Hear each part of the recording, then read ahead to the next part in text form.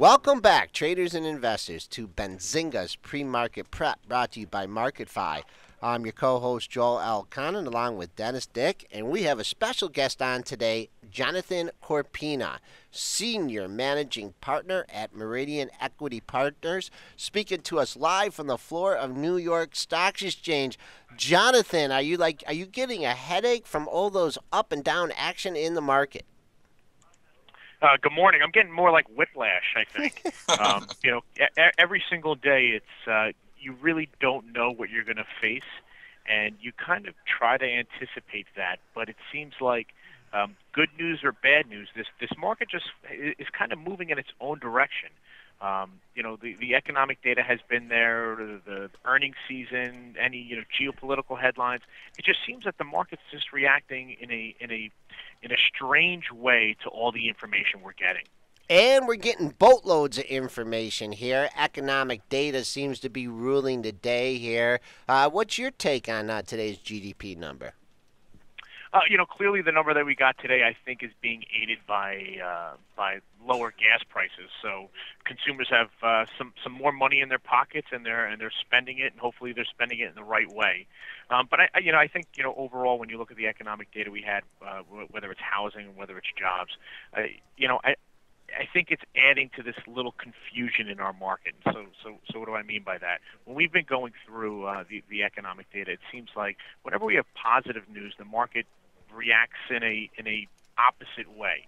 So the market kind of accepts the positive news and then says, okay, but where's the bad news? We've been waiting for the bad news.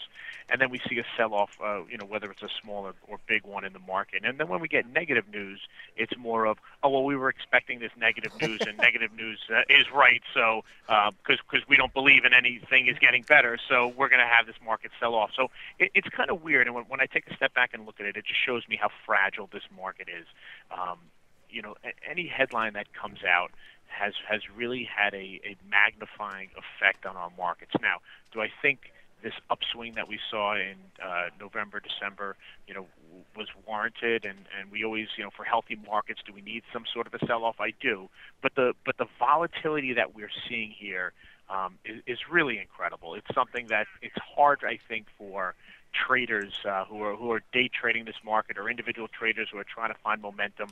The momentum swings are just way too short. Yeah, it seems like, even intraday we'll swing up for a few hours, and then even like yesterday we were selling off, and then we caught a bid, and then we just start swinging in the other direction. And then it seems like it's almost relentless for the remainder of the day, where we start rallying, we catch a bid, and we start rallying. And then the next day we come in, and then it starts going the opposite direction again. It is these like pendulum swings here. And why do you think that's happening? Is it confusion just from the numbers, or is it, just too many momentum traders out there that are just, hopping on the short-term momentum train and then turning? Yeah, that's a great point. I mean, if you looked at Wednesday's market, we were down, we tried to rally, and then it just fell out. Yesterday's market, we rallied, we were kind of hanging in there, and then like a rocket ship, it took off. What I think happens is that people wait throughout the day to figure out what the direction is and what the short-term play is. And the second that they see some indicator, they really jump onto it. So on Wednesday, we saw, some sell pressure on the market, and we saw a sell program come in. As soon as, information of a sell program comes in, all the sell orders start chasing behind it and start flooding the markets, and we get the snowball effect. And then conversely, yesterday, everyone was kind of waiting and seeing how this market was going to bounce off that sell-off. And once we started to see that this market was able to bounce off it, it just seemed like everyone got back into the short-term trend, and it seems just like everyone's investment horizons have gotten so short. When I say day traders, people probably aren't really starting to trade until mid-afternoon, because the market doesn't really find its trend until then. Okay, you mentioned that a couple of IPOs today, and that might have a positive spin on the market. Let's first go to one that hasn't been so positive, and that's Box. And I don't know if it's just, a lot of times with the IPOs, it's timing of the market and market volatility. Have you been doing any trading, or anyone taking a look at Box? We do trade a lot of the IPOs. The clients that we cater to, which are hedge funds, mutual funds, um, syndicate guys, investment banks, they get allocated shares in these IPOs, and we watch them closely for them. A lot of it is timing. And we were kind of having this conversation yesterday talking about the IPO calendar moving forward. If you look back last year in January, there was double the amount of IPOs than we've had this year. And it's all about market timing. It's all about sentiment, whether it's individual sentiment or the listing company sentiment. It just seems right now that public companies are waiting and kind of taking a step back from accelerating any process of coming to the markets.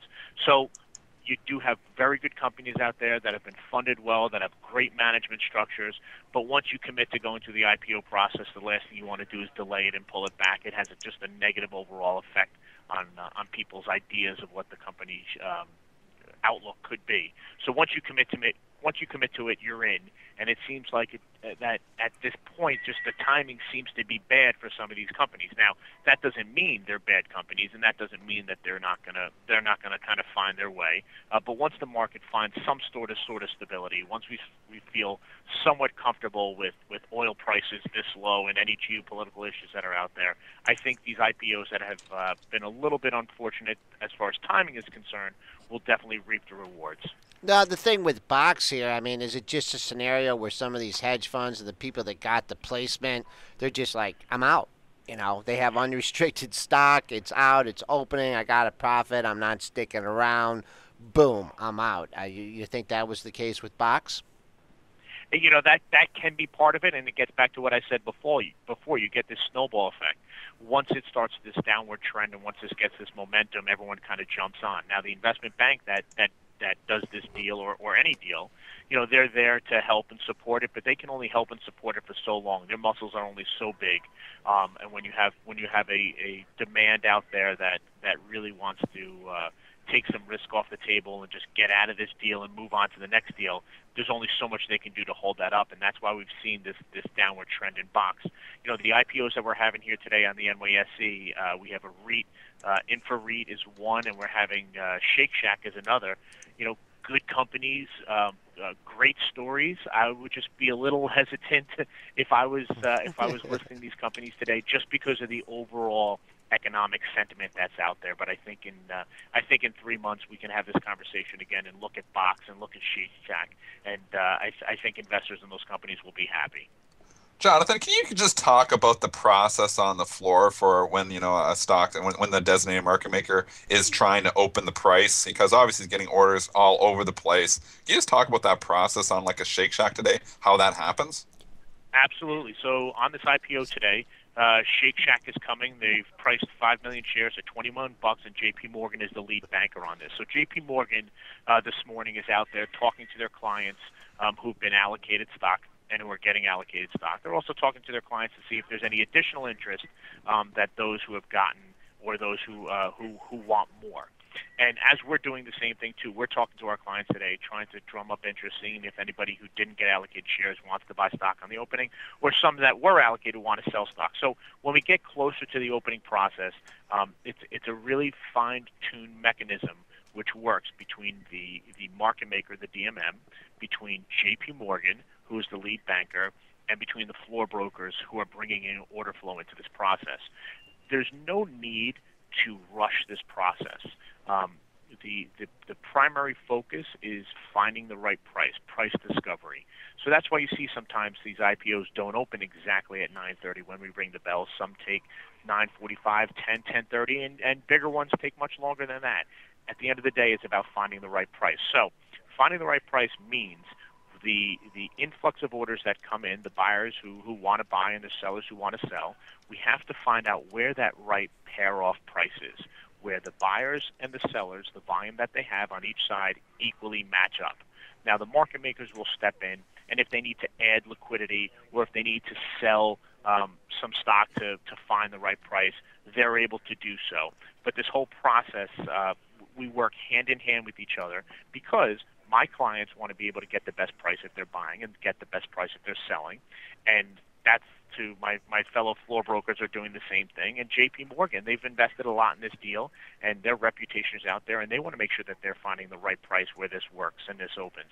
So we all work together to find this this opening price. After the stock opens, once again, we're going to have buyers and sellers that come in, and J.P. Morgan's going to be there to stabilize it as they're required to do so. But we'll start to see some significant activity after it opens, especially in a stock like I think Shake Shack, which is not a big deal. Like I said before, it's 5 million shares. It's just more of the name, the Shake Shack name. I think draws a lot of attention to it. We're on the Jonathan, line. Go ahead. Go ahead. I just wanted to ask you, just follow up on that stabilization process. So you said JP Morgan is required to stabilize it. Obviously, on the Facebook day, we saw the market makers, the underwriters, heavily defending the $38 underwritten price on the first day. Why is that they come in and they do that? So, is it just because they don't want the price on the first day? It looks bad on them? Why is they come in to stabilize the price? That's part of the requirement, and it's also part of optics, right? If we find the right price, and if J.P. Morgan finds the right price in which we all agree that the stock should open, they need to stand there and support it. They need to stand up and say, hey, look, if this deal in Shake Shack was priced at $21 and it opens at 23, we feel that somewhere in that area is where we need to stand up and support this stock. They wouldn't be doing part of their investment banking job if they weren't there as part of the syndicate supporting that stock. That's part of the process in which an IPO and a secondary occurs. Isn't a lot of traders look at that, though, like opportunistic traders, or even to lean on that area then, if they know that the underwriter is going to be there, like in the case of Facebook? Isn't that kind of like an area where a lot of traders might lean on those that area?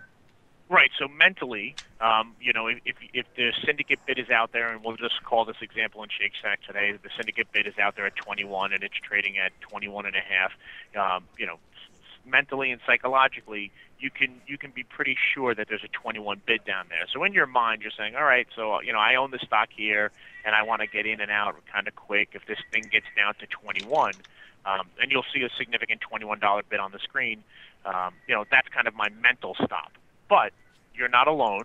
There's many people doing this, and there's many people using that same mentality. So once that $21 bid starts to get hit, it can evaporate very quickly to the point where there's not enough bids that are there to support it, and you'll see the IPO drop below the IPO price, and then J.P. Morgan has to reestablish some bids and put them in there below to continue support on the way down. So, yes, I wouldn't call it opportunistic. I would just call it that that there's liquidity in the market at certain areas, and that's no different than any other day. If I'm a buyer in Pfizer and and I'm able to explore the market as a floor broker, and I know up 15 cents there's a seller, in my mind I'm saying, okay, well, at worst case scenario, I'm going to buy this up 15 cents, but now I'm going to try to buy some in here, and hopefully I get my right prices. That's just finding liquidity in the market. That's just knowing where liquidity is in the market, and that's just using trading skills to manage risk. We're on the line with Jonathan Corpina. Jonathan, we have 1 minute left here. Could you just give us, your overall take on the earnings season? Some really good, some really bad, other things going on in the market. Just your overall opinion. Got it. Kind of a mixed market, a mixed bag here in the earnings season. Like you said, some good, some bad. A little too early to put a full report card out on, but what's kind of unique is that we're in a new environment here. Tapering is done. We're in between. When do interest rates come back into place? We're in this no man's land. We're at, oil's at $44 a barrel. Definitely geopolitical risks that are out there. This is uncharted territory. So I think companies are really trying to manage their expectations of forecasts moving forward to give investors, the real outlook that's there. And at this point right now, it just doesn't seem like everything's so rosy in the next few quarters. Okay, Jonathan Corpina calling us from the floor of the New York Stock Exchange, Meridian Capital Partners. Thanks a lot, Jonathan. We love your input. We'll talk to you again soon. Thanks, everyone. Have a great day and enjoy your weekend.